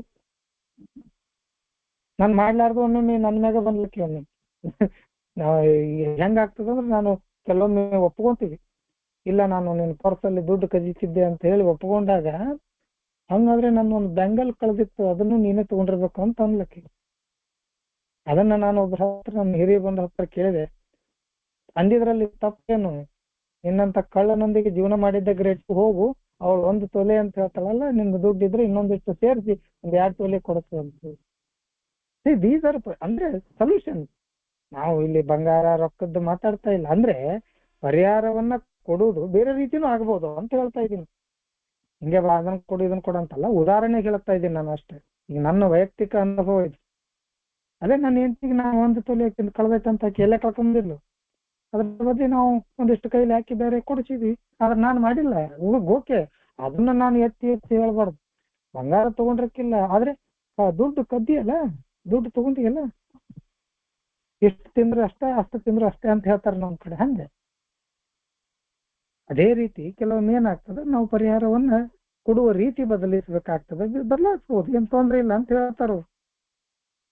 ಸೊ ಅದಕ್ಕಿಂತ ಹೆಚ್ಚಾಗಿ ನಾವು ನಮ್ಮ ಹಿಂದಿನ ಜೀವನದಲ್ಲಿ ನಾವು ಯಾರ ಜೊತೆ ಯಾವ ರೀತಿ ಪ್ರತಿಕ್ರಿಯೆಯನ್ನು ನೀಡಿದ್ದೀವಿ ಅನ್ನೋದ್ರ ಬಗ್ಗೆ ನಾವು ವಿಚಾರವನ್ನ ಮಾಡ್ಬೇಕಾಗ್ತದೆ, ಅದನ್ನ ಪರಿಶೀಲನೆ ಮಾಡ್ಬೇಕಾಗ್ತದೆ. ವಾಟ್ ಇಸ್ ಅವರ್ ರಿಯಾಕ್ಷನ್, ನಮ್ಮ ರಿಯಾಕ್ಷನ್ ಹೇಗಿತ್ತು ಮತ್ತೊಬ್ಬರ ಜೊತೆ, ಅದು ಮನೆಯವರಾಗ್ಲಿ ಹೊರಗಿನವರಾಗ್ಲಿ, ಈ ಜಗತ್ತಿನಲ್ಲಿ ಯಾರೇ ಇರ್ಲಿ, ನಮ್ಮ ಕ್ಲೈಂಟ್ಸ್ ಇರ್ಲಿ, ನಮ್ಮ ಜೊತೆ ಕೆಲಸ ಮಾಡೋರು ಇರ್ಲಿ, ಅವ್ರೆಲ್ಲರ ಜೊತೆ ನಾವು ಹೇಗೆ ವರ್ತನೆಯನ್ನ ಮಾಡೀವಿ ಅದನ್ನ ನಾವು ಪರಿಶೀಲನೆ ಮಾಡ್ಬೇಕಾಗ್ತದ. ಸಾಕಷ್ಟು ಹೆಚ್ಚಿನ ಸಂದರ್ಭಗಳಲ್ಲಿ ನಾವು ಮತ್ತೊಬ್ಬರಿಗೆ ಮಾಡಿದ ಅಪಾಯ ಸ್ವಲ್ಪ ಆದ್ರೂ ಕೂಡ ನೋವು ಕೂಡ ಸ್ವಲ್ಪ ಆದ್ರೂ ಕೂಡ ನಾವು ಆ ಮೂಲಕ ನಮಗೆ ನಾವು ಮಾಡಿದ ಭಾವನಾತ್ಮಕ ಕೆಡಕು ಬಹಳ ಆಗಿರ್ತದೆ.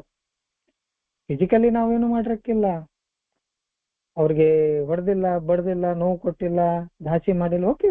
ಆದ್ರೆ ಭಾವನಾತ್ಮಕವಾಗಿ ಸಾಕಷ್ಟು ಜನರನ್ನ ನಾವು ತೊಂದರೆಗೆ ಇಳು ಮಾಡಿ.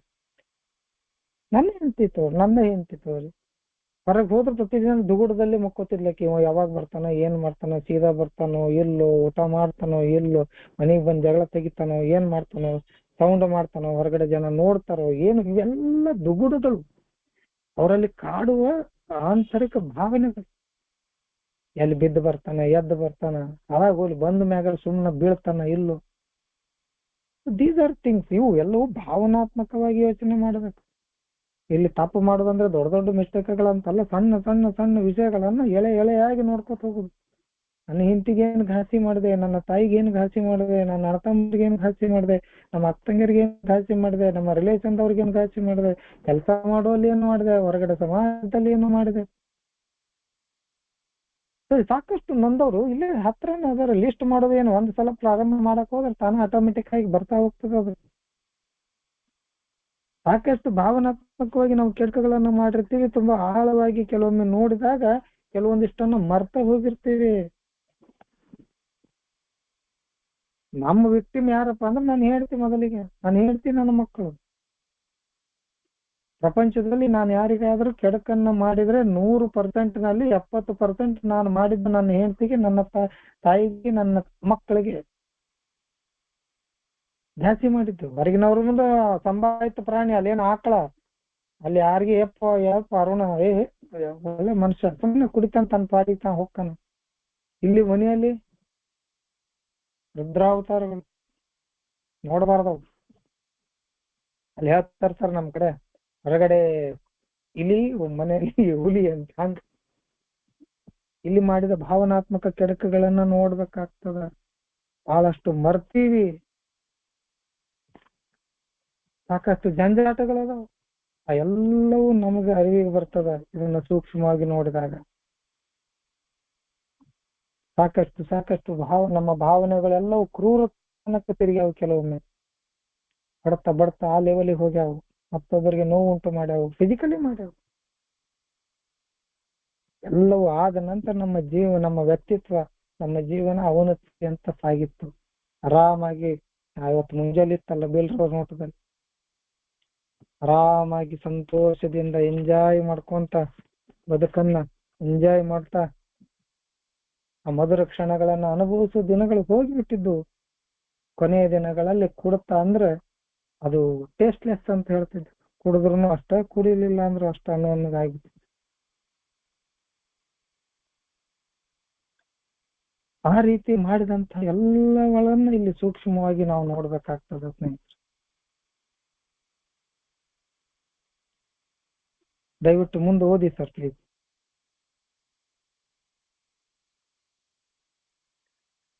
ನಾವು ನಮ್ಮ ವೈಯಕ್ತಿಕ ಸಂಬಂಧಗಳಲ್ಲಿನ ಮೂಲಭೂತ ಕಷ್ಟಗಳು ಹಾಗೂ ಇನ್ನಿತರ ವಿವರಗಳನ್ನು ಸೂಕ್ಷ್ಮವಾಗಿ ಅರಿತುಕೊಳ್ಳುವುದು ಅತಿ ಅವಶ್ಯಕವಾಗಿರುತ್ತದೆ.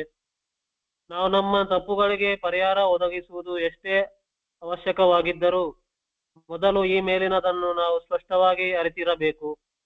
ಇತರ ವ್ಯಕ್ತಿಗಳೊಂದಿಗಿನ ತಪ್ಪು ಸಂಬಂಧಗಳೇ ಬಹುಪಾಲು ನಮ್ಮ ಕುಡಿತದ ಹಾಗೂ ನಮ್ಮ ಇತರ ಸಮಸ್ಯೆಗಳಿಗೆ ಕಾರಣವಾಗಿರುತ್ತವೆ. ಯಾವುದೇ ಪತ್ತದಾರಿತ್ವವು ಇದರಷ್ಟು ತೃಪ್ತಿಕರವಾದ ಮತ್ತು ಅಮೂಲ್ಯವಾದ ಬಹುಮಾನಗಳನ್ನು ಕೊಡಲಾರದು. ಶಾಂತವಾದ ಆಲೋಚನಾಭರಿತ ವೈಯಕ್ತಿಕ ಸಂಬಂಧಗಳ ಪರಿಶೀಲನೆಯು ವೈಯಕ್ತಿಕ ಒಳನಾಟವನ್ನು ಹೆಚ್ಚಿಸಬಲ್ಲದು. ನಮ್ಮಲ್ಲಿ ಹೊರನಾಟಕಷ್ಟೇ ಕಾಣುವ ದೋಷಗಳಿಗಿಂತ ಮುಂದಕ್ಕೆ ಹೋಗಿ ನಮ್ಮ ಜೀವನದ ರೂಪುರೇಷೆಗೆ ಕಾರಣವಾದ ನಮ್ಮ ಮೂಲಭೂತ ದೋಷಗಳನ್ನು ನಾವು ಕಂಡುಕೊಳ್ಳಬಲ್ಲೆವು. ಸಂಪೂರ್ಣ ಪರಿಶೀಲನೆಯಿಂದ ಒಳ್ಳೆಯದು, ಬಹಳ ಒಳ್ಳೆಯ ಪರಿಣಾಮ ಆಗುವುದನ್ನು ನಾವು ಕಂಡುಕೊಂಡಿದ್ದೇವೆ.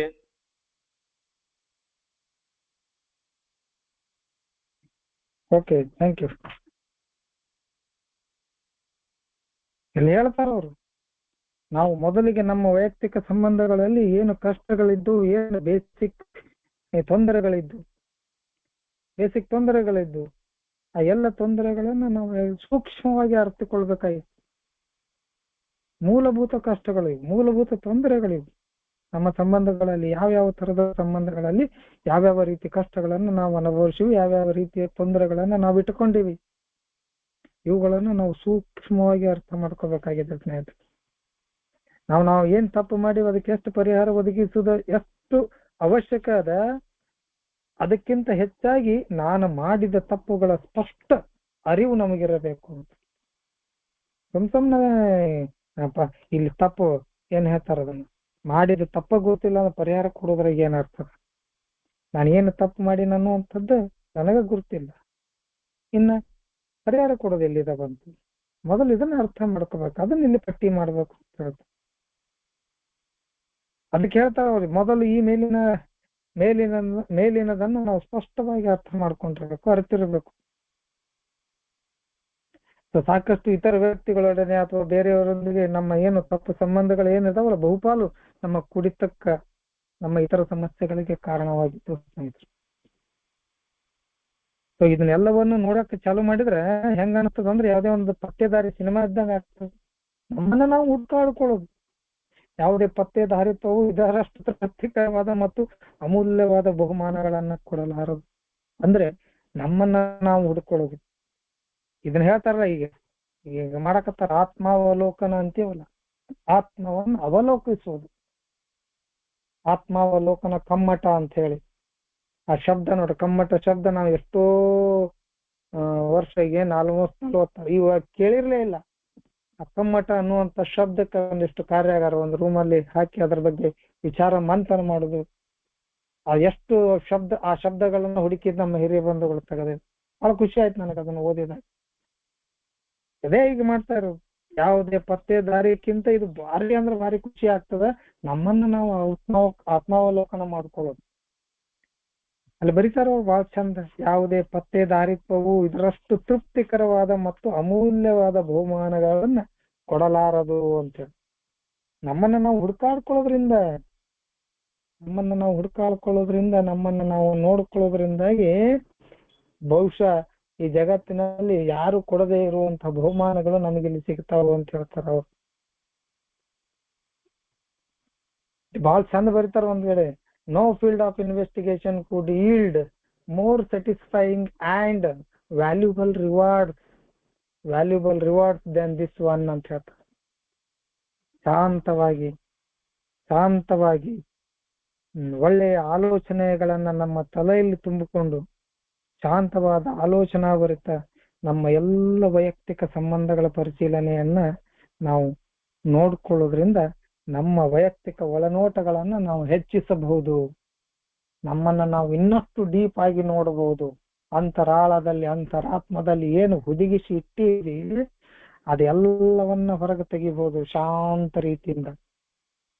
ಅದನ್ನೇ ಈಗ ಈಗೇನು ರೆಡಿ ಮಾಡಿದಾರಲ್ಲ ನಮ್ಮ ಹಿರಿಯ ಬಂಧುಗಳು ಮಾರ್ತಾರೆ ಅವರೆಲ್ಲ ಕೂಡ, ಶಾಂತತೆ. ಅಲ್ಲಿ ಯಾವ ಆಡಂಬರ ಇರುವುದಿಲ್ಲ, ಅಲ್ಲಿ ಯಾವ ಏನು ಈಗ ಒಂದು ಆರ್ಗನೈಸ್ ಮಾಡಿ ಆತ್ಮಾವಲೋಕನ ಆರ್ಗನೈಸ್ ಮಾಡಿ ಅಲ್ಲಿ ಯಾವ ಆಡಂಬರ ಇರುವುದಿಲ್ಲ. ಅಲ್ಲಿ ನಮಗಾಗಿ ಒಂದು ಶಾಂತಯುತವಾದ ಒಂದು ಪರಿಸರವನ್ನ ಅವರಲ್ಲಿ ತಯಾರು ಮಾಡಿದ್ದಾರೆ. ಅದನ್ನ ಅಲ್ಲಿ ಹೋಗಿ ಅನುಭವಿಸ್ಬೇಕು. ಅಲ್ಲಿ ಮಾಡಿದವ್ರಿಗೆ ಗುರ್ತಾಗದ. ಅದನ್ನ ಹೇಳುದ್ರಾಗ, ನಾವು ಕೇಳುದ್ರಾಗ ಅಥವಾ ಹಂಗಾಕೈತಿ ಅನ್ನುವಂಥದ್ದಿಲ್ಲ. ಅದನ್ನ ಅನುಭವಿಸ್ಬೇಕು. ಸ್ವತಃ ಅನುಭವವನ್ನ ನಾವು ಕೂತ್ಕೊಂಡು ಅನುಭವಿಸಿ ನಾವು ಕೂಡ ಮಾಡಿ ಆ ಲಿಸ್ಟ್ ಅನ್ನ ಇನ್ನೊಬ್ಬರ ಮುಂದೆ ನಾವು ಅಲ್ಲಿ ಚರ್ಚೆ ಮಾಡಿದಾಗ, ಮನಸ್ಸಿನಲ್ಲಿ ಇರುವಂತದ್ದು ಎಲ್ಲವನ್ನು ಹೊರಗಡೆ ಹಾಕಿದಾಗ ಆಗುವಂತ ಅನುಭವನ ಬೇರೆ. ಇದು ಡೈರೆಕ್ಟ್ಲಿ ಲಿಂಕ್ ಇದೆ. 8ನೇ ಹೆಜ್ಜೆ ಮತ್ತು 4ನೇ ಹೆಜ್ಜೆ ಲಿಂಕ್ ಇರ್ತದೆ. ಏನ್ 4ನೇ ಹೆಜ್ಜೆ ಬೇರೆ ಅಲ್ಲ, 8ನೇ ಹೆಜ್ಜೆ ಎಲ್ಲ ಬೇರೆ ಎಲ್ಲ ಅನಿಸ್ತದ ನಮಗೆ ಕೆಲವೊಮ್ಮೆ ನೋಡಿದಾಗ. ಏನು ಸ್ವಲ್ಪ ಏನು ಎಲಾಬರೇಟ್ ಮಾಡಿದ ವಿಸ್ತಾರವಾಗಿ ಇವುಗಳನ್ನ ಎಲ್ಲವನ್ನ ವಿವರಿಸ್ತಾರೆ. ಬಟ್ ಮೇಲಿನ ರೀತಿ ನೋಡಿದ್ರೆ 4 ಮತ್ತು 8 ಒಂದೇ ಅನಿಸ್ತದೆ, ಇಲ್ಲ ಅಂತಲ್ಲ. ಅಲ್ಲಿ ಯಾರಿಗೆ ಹಾನಿ ಮಾಡಿವಿ ಅನ್ನುವಂಥದ್ದನ್ನ ಬರೆದು ಇಲ್ಲಿ ಹಾನಿ ಮಾಡಿದವ್ರದ ಪಟ್ಟಿ ಮಾಡಿ ಅವುಗಳನ್ನ ಅವ್ರ ಜೊತೆ ನಾವು ನಮ್ಮ ತಪ್ಪನ್ನು ಆದಂತ ನೋವನ್ನ ಅಥವಾ ಆದಂತ ಮಿಸ್ಟೇಕ್ಗಳನ್ನ ಸರಿಪಡಿಸ್ಕೊಳ್ಳುವಂತ ಪ್ರಯತ್ನ ಮಾಡ್ತೀವಿ. ಅದೊಂದು ಅನುಭೂತಿ ಅದು ಅಂತ ಹೇಳ್ತಾರೆ. ಅದೊಂದು ದಿವ್ಯ ಪ್ರಭೆ ಅಂತ ಹೇಳ್ತಾರ. ನಮ್ಮಲ್ಲಿ ಹುದುಗಿದಂಥ, ನಮ್ಮಲ್ಲಿ ಅಡಗಿದಂಥ ಎಲ್ಲವನ್ನ ಹೊರಗೆ ತೆಗೆಯುವಂತಹ ಪ್ರಯತ್ನ ಅದು. ಖಾಲಿ ಆಗ್ಬೇಕ್ರಿ ಮನುಷ್ಯ ಅಂತ ಹೇಳ್ತಾರಲ್ಲ, ಖಾಲಿ ಆಗ್ಬೇಕು. ಅದಕ್ಕೆ ಬಹಳ ಚಂದ ಬರೀತಾರ ಅವ್ರು, ಶಾಂತವಾಗಿ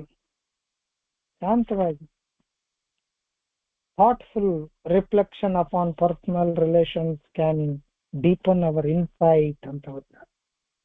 ಶಾಂತವಾದ ಮತ್ತು ಆಲೋಚನಾ ಭರಿತ, ಯಾವುದು ಸರಿ ಯಾವುದು ತಪ್ಪನ್ನ ಮಾಡಿದ್ವಿ ಅನ್ನುವಂಥ ಪ್ರತಿಬಿಂಬ, ರಿಫ್ಲೆಕ್ಷನ್ ನಮ್ಮ ಎಲ್ಲ ವೈಯಕ್ತಿಕ ಸಂಬಂಧಗಳನ್ನ ಇನ್ನಷ್ಟು ಆಳವಾಗಿ ನೋಡ್ಲಿಕ್ಕೆ ಪ್ರಯತ್ನ ಮಾಡ್ತವೆ. ವೆದರ್ ಇಟ್ ನಾವ್ ಹೆಂಡತಿ ಇರ್ಬೋದು, ಮಕ್ಕಳು ಇರ್ಬೋದು, ತಂದೆ ತಾಯಿ ಇರ್ಬೋದು, ಗೆಳೆಯರು ಇರ್ಬೋದು, ಬಂಧುಗಳು ಇರ್ಬೋದು, ಬಂಧುಗಳ ಜೊತೆನೂ ಆಗಿರ್ತಾವ, ಅವುಗಳನ್ನು ಕೂಡ ನೋಡ್ಬೋದು. ಹೊರಗಿನ ಗೆಳೆಯರು ಇರ್ತಾರ, ಅವರು ಕೂಡ ಮಾಡಿರ್ಬೋದು, ಉದ್ಯೋಗದಲ್ಲಿ ಮಾಡಿರ್ಬೋದು. ನನಗೆ ಈ ಜಗತ್ತಿನಲ್ಲಿ ಎಷ್ಟು ಜನ ಪರಿಚಯ, ಅವ್ರ ಜೊತೆ ನನ್ನ ಏನು ವ್ಯವಹಾರ ಇದ್ದು, ಅವ್ರ ಜೊತೆ ನಾನು ಮಾತಾಡಿದಂತ ವಿಷಯಗಳ ಎಲ್ಲವನ್ನ ನೋಡ್ಕೋಬಹುದು. ಹೇಳ್ತಾರವ್ರು, ಅದಕ್ಕೆ ನಮ್ಮಲ್ಲಿ ಹೊರನೋಟಕ್ಕಷ್ಟೇ ಕಾಣುವ ದೋಷಗಳಿಗಿಂತ ಮುಂದೆ ಸಾಗಬೇಕು. ಮುಂದೆ ಹೋಗಿ ನಮ್ಮ ಜೀವನದ ರೂಪರೇಷೆಗೆ ಕಾರಣವಾದ ಮೂಲಭೂತ ದೋಷಗಳನ್ನು ನಾವು ಕಂಡುಕೊಳ್ಳಬಲ್ಲೆವು. ಫಂಡಮೆಂಟಲ್ ಅಂತ ಹೇಳ್ತೀವಿ ನಾವು.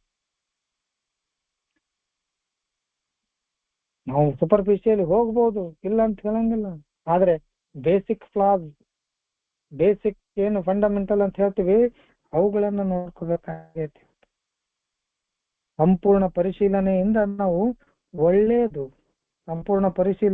ಒಳ್ಳೇದು ಏನು ಸಿಗ್ತಲ್ಲ, ಅದು ಬಹಳ ಒಳ್ಳೇದು ಪರಿಣಾಮ ಆಗ್ತದ ಅನ್ನುವಂಥದ್ದನ್ನ ನಾವು ಕಂಡುಕೊಂಡಿವಿ. ನಮ್ಮಲ್ಲಿ ಏನು ಒಳ್ಳೇದಂತದಲ್ಲ, ಒಳ್ಳೇದು ಇನ್ನಷ್ಟು ಬಹಳ ಒಳ್ಳೇದಾಗ್ತೈತಿ.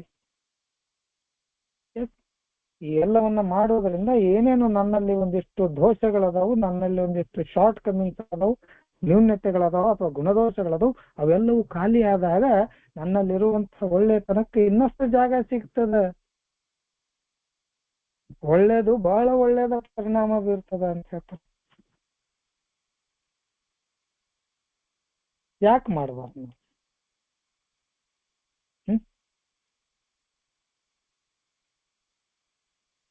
ಅಲ್ಲಿ ಹೇಳ್ತಾರ, ವಿಲ್ ಪೇ ಅಂಡ್ ಪೇ ಹ್ಯಾಂಡ್ಸಮ್ಲಿ ಅಂತ ಹೇಳ್ತಾರ ಅವ್ರು. ನಮಗೆ ಏನು ಸಿಗ್ತದಲ್ಲ ಅದು ಬಹಳ ಒಳ್ಳೇದಾಗಿರ್ತದ, ಅದನ್ನ ಅನುಭವಿಸ್ಬೇಕು, ಅದನ್ನ ನಾವು ಸ್ವತಃ ಸ್ವೀಕಾರ ಮಾಡ್ಬೇಕು, ಹೊರತಾಗಿ ಮತ್ತೊಬ್ಬರಿಂದ ಅದನ್ನ ಮಾಡ್ಲಿಕ್ಕೆ ಆಗೋದಿಲ್ಲ ಸ್ನೇಹಿತರೆ. ಇನ್ನೊಂದು ಪ್ಯಾರ ಆಗ್ಬೋದು, ಓದಿ ಸರ್ ಪ್ಲೀಸ್. ಮುಂದಕ್ಕೆ ಇತರರನ್ನು ನಾವು ತೊಂದರೆಗೆ ಒಳಪಡಿಸುವುದರ ಅರ್ಥವೇನು ಎಂಬುದನ್ನು ಪರಿಶೀಲಿಸಬೇಕು. ಯಾವೆಲ್ಲ ರೀತಿಯ ತೊಂದರೆ ಜನ ಒಬ್ಬರಿಗೊಬ್ಬರು ಮಾಡುತ್ತಾರೆ? ತೊಂದರೆ ಎನ್ನುವ ಪದವನ್ನು ವಿಸ್ತೃತವಾಗಿ ವಿಶ್ಲೇಷಿಸುವುದಾದರೆ ನಾವದನ್ನು ದೈಹಿಕ, ಮಾನಸಿಕ, ಭಾವನಾತ್ಮಕ ಮತ್ತು ಆಧ್ಯಾತ್ಮಿಕವಾಗಿ ಜನರ ಪ್ರವೃತ್ತಿಗಳ ಘರ್ಷಣೆಯ ಪರಿಣಾಮವೆಂದು ಗುರುತಿಸಬಹುದು. ಒಂದು ವೇಳೆ ನಾವು ಸದಾ ಕೋಪಿಷ್ಠರೇ ಆಗಿದ್ದರೆ ಆ ಮೂಲಕ ಇತರರಲ್ಲಿಯ ಕೋಪಗೊಳ್ಳುವ ಗುಣವನ್ನು ಉದ್ವೇಗಿಸುತ್ತೇವೆ. ನಾವು ಸುಳ್ಳು ಹೇಳಿದರೆ ಅಥವಾ ಮೋಸ ಮಾಡಿದರೆ ನಾವು ಇತರ ವಸ್ತುಗಳನ್ನು ಅಪಹರಿಸುತ್ತೇವೆ. ಮಾತ್ರವಲ್ಲ, ಅವರ ಭಾವನಾತ್ಮಕ ಭದ್ರತೆ ಮತ್ತು ಮಾನಸಿಕ ಸಮಾಧಾನವನ್ನು ಕದಡುತ್ತೇವೆ. ಇತರರು ಕೋಪಿಷ್ಠರು, ಪ್ರತೀಕಾರ ಬಯಸುವವರು ಆಗುವಂತೆ ಪ್ರೇರೇಪಿಸುತ್ತೇವೆ. ನಮ್ಮ ಲೈಂಗಿಕ ನಡವಳಿಕೆಯು ಸ್ವಾರ್ಥಪರವಾಗಿದ್ದರೆ ಮತ್ಸರ, ಬೇಸರ ಹಾಗೂ ಪ್ರತೀಕಾರಾತ್ಮಕ ಭಾವನೆಗಳನ್ನು ಉದ್ವೇಗಿಸುತ್ತೇವೆ.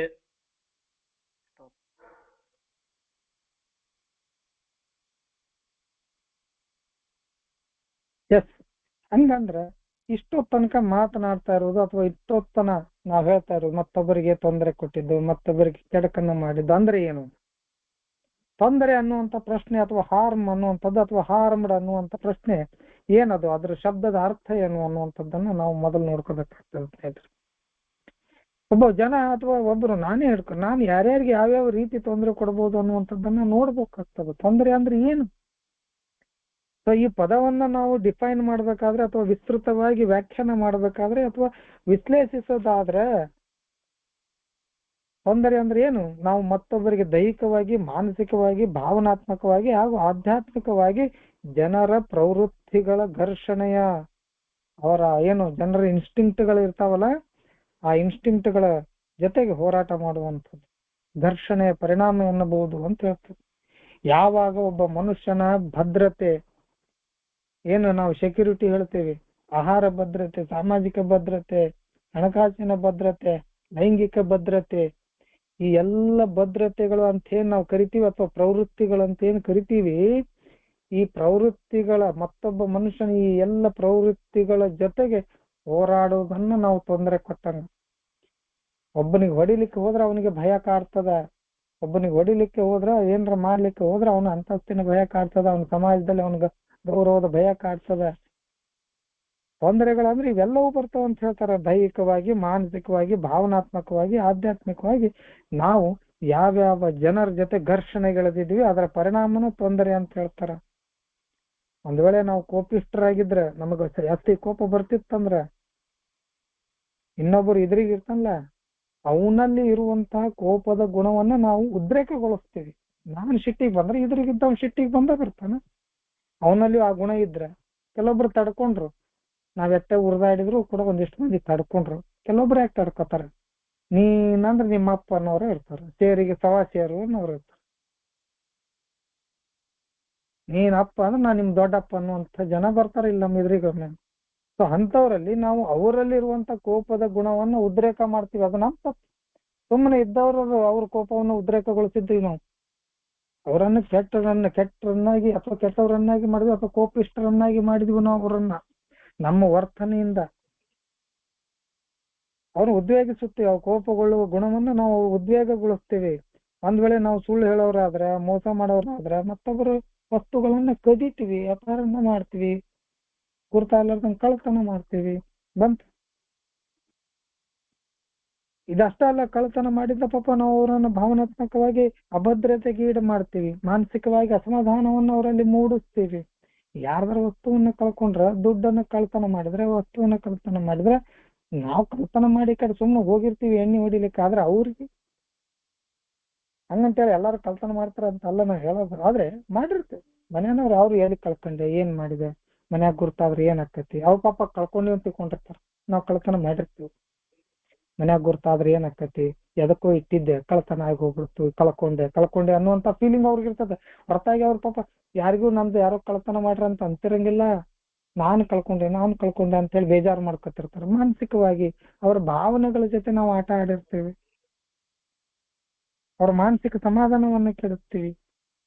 ಸೊ ಇತರರು ಮತ್ತೊಬ್ರು ಕೋಪಿಷ್ಠರಾದ್ರು ಅಥವಾ ಅವರು ಕೂಡ ಸಿಟ್ಟಿನವರಾದ್ರ ಅವರಲ್ಲಿ ಪ್ರತಿಕಾರ ಬಯಸು ಅಥವಾ ಪ್ರತಿಕಾರ ಅವರಲ್ಲಿ ಮೂಡುವಂಗ ನಾವು ಮಾಡ್ತೀವಿ. ನಮ್ಮ ಮ್ಯಾಗ ಸೇಡ್ ತೀರ್ಸ್ಕೊಳಕ್ ಅವರನ್ನ ರೆಡಿ ಮಾಡ್ತೀವಿ ನಾವು. ನಮ್ಮ ವರ್ತನೆಯಿಂದ, ಕೇವಲ ನಮ್ಮ ವರ್ತನೆಯಿಂದ ಇನ್ನೊಬ್ಬ ನಮ್ಮ ಮೇಲೆ ಸೇಡನ್ನ ತೀರ್ಸ್ಕೊಳ್ಳಿಕ್ಕೆ ರೆಡಿ ಆಗ್ತಾನ. ನಮ್ಮ ಮೇಲೆ ಸೇಡ್ ತೀರ್ಸ್ಕೊಳ್ಳಕ್ಕೆ ಅಂದ್ರೆ ಅವನಿಗೆ ಪಾಪ ಏನೂ ಇಲ್ಲಾರ್ದವನು ಮನಸ್ಸಿನಲ್ಲಿ ಪ್ರತಿಕಾರದ ಒಂದು ವಿಷಯವನ್ನ ನಾವು ಹಾಕ್ತಿವಿ. ನೋಡ್ರಿ ಎಷ್ಟೆಷ್ಟು ಸೂಕ್ಷ್ಮ ಎಳೆಗಳದಾವ. ಇನ್ನೂ ಇವುಗಳನ್ನ ಸರಿಯಾಗಿ ತಿಳಿಸಿ ಹೇಳಬೇಕಂದ್ರೆ ಇನ್ನೂ ಸಮಯ ತಗೋತದ ನನಗೆ.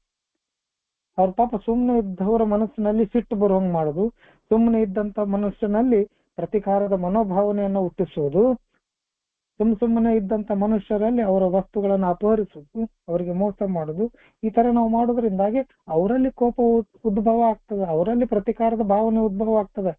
ಸಾದಾ ಸೀದಾ ಇದ್ದ ಮನುಷ್ಯನನ್ನ ಕೆಟ್ಟವನನ್ನಾಗಿ ಮಾಡಿದಂತ ಗುಣಗಳು ನಮ್ಮಲ್ಲಿ ಅದಾವ. ಇನ್ನು ಇಲ್ಲಿ ಬರ್ತದೆ ನಮ್ಮ ಲೈಂಗಿಕ ನಡವಳಿಕೆಗಳು ಸ್ವಾರ್ಥಪರವಾಗಿದ್ದರೆ, if our sex conduct is selfish, ನನಗ ಬೇಕು, ನನಗೆ ಇರಬೇಕು, ನನ್ನಲ್ಲೇ ಆಗಬೇಕು, ನನ್ನಿಂದನೇ ಆಗಬೇಕು, ಎಲ್ಲವೂ ಸ್ವಾರ್ಥಪರವಾಗಿದ್ರೆ ಅಲ್ಲಿ ಮತ್ಸರ ಬರ್ತದೆ, ಮೆಜರಿ, ಜಲಸ್ಸು, ಬೇಸರ ಆಗ್ತದೆ. ಅಲ್ಲಿ ಕೂಡ ಪ್ರತಿಕಾರಾತ್ಮಕ ಭಾವನೆಗಳನ್ನು ಉದ್ವೇಗಿಸುತ್ತವೆ. ಮತ್ತೊಬ್ಬರ ಹೆಣ್ಣ ಮೇಲೆ ಕಣ್ಣು ಹಾಕ್ರಿ, ಆ ಕಡೆ ಇದ್ದವ್ರು ಏನ್ ಮಾಡ್ತಾರೆ ಗುರ್ತೈತ್ಲ. ಇಂಥ ಎಲ್ಲ ಸಣ್ಣ ಸಣ್ಣ ಸಣ್ಣ ವಿಷಯಗಳನ್ನು ನಾವು ನೋಡ್ಕೋಬೇಕಾಗ್ತದೆ ಸ್ನೇಹಿತರೆ. ನಾ ಇಲ್ಲಿ ನಿಲ್ಲಿಸ್ತೇನೆ, ನಾಳೆಗೆ ಮುಂದಿನದನ್ನ ನೋಡೋಣ. ಅವಕಾಶ ಮಾಡಿಕೊಟ್ಟಿದ್ದಕ್ಕಾಗಿ ಚೇರ್ಪರ್ಸನ್ಗೆ ತುಂಬಾ ಧನ್ಯವಾದಗಳು, ಹಾಗೂ ಪ್ರಶಾಂತ ಧಾಮದ ಸ್ನೇಹಿತರಿಗೆ ನನ್ನ ಜೊತೆ ಓದಿದ್ದಕ್ಕೆ ಅವ್ರಿಗೂ ಕೂಡ ಧನ್ಯವಾದಗಳು, ಹಾಗೂ ಅರಿಯಂತ್ ಸರ್ ಅವ್ರಿಗೂ ಕೂಡ ಧನ್ಯವಾದಗಳು. ಹೋಸ್ಟ್ ಆದ್ರು ತುಂಬಾ ಥ್ಯಾಂಕ್ ಯು ಸರ್. ಅಂಡ್ ಮತ್ತೊಮ್ಮೆ ಎಲ್ಲರಿಗೂ ಧನ್ಯವಾದ ಆಲಿಸಿದ್ದಕ್ಕೆ. Thank you sir.